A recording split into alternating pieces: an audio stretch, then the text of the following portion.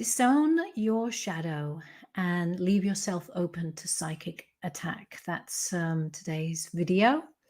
Hi, I'm Natasha from Soul Mission. Today's video is about psychic attack, negative interference. And one of the things that allow ourselves to be open to interference is our shadow self. When we have disowned it, when we haven't accepted our darker selves, our shadow selves, then we are repressing a part of ourselves. Now, I know a lot of people, a lot of light workers would feel horrified at the idea of accepting and acknowledging their dark side. But this is to place a judgment on this. It is not about judging the dark side. It's not about avoiding it or repressing it or thinking positive thoughts or just be positive or just be in a positive mindset. What we repress, the external world ends up showing to our face as a mirror. So if you are suffering from negative interference or some kind of psychic attack, this interference or whatever it may be an opportunity to shine a light on something about yourself that you have not been willing to look at, acknowledge, or you just want to avoid dealing with.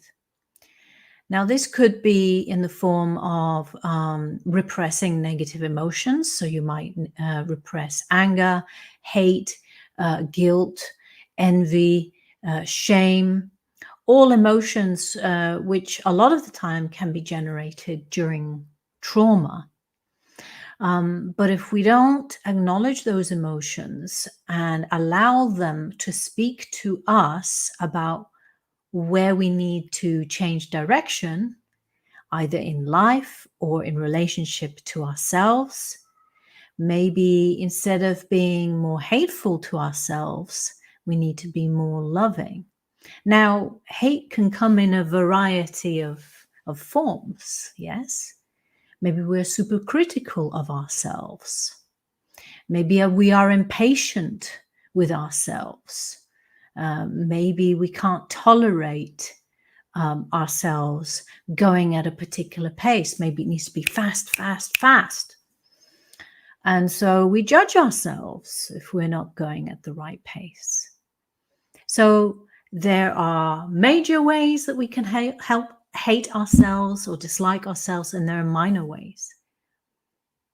But the important thing is to start being present for them, like being in the body and being present for those emotions that come up. And to start getting and receiving some help, some therapy, to be present for those emotions and hear what the deeper message behind some of those emotions might be.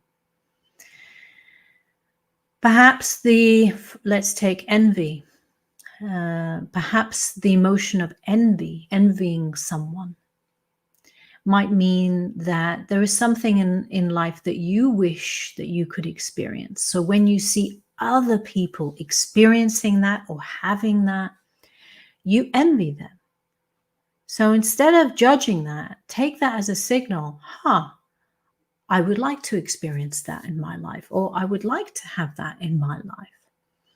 And see where you might try to create that in your life, or see why it's important for you to experience that, why it's important for you to have something.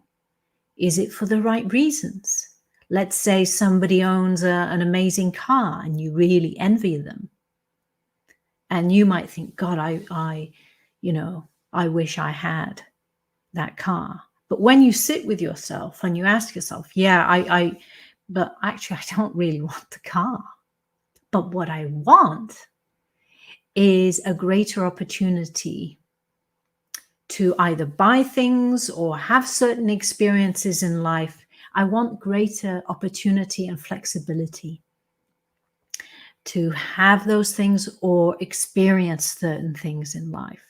So you may find you don't want the car at all, but what you really want is to experience a holiday abroad, to somewhere you've never been, perhaps, where you've always wanted to go. And maybe that is what your true heart's desire is. And on that journey to that foreign country, you may find your purpose even more because you followed your heart and you followed your feelings. You didn't disown your darkness, your shadow.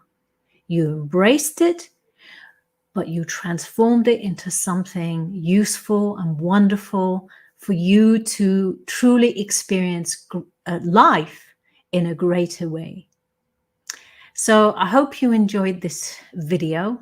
If you liked it, please like, share, subscribe, follow. I'm sending you so much love. Take care for now. Bye.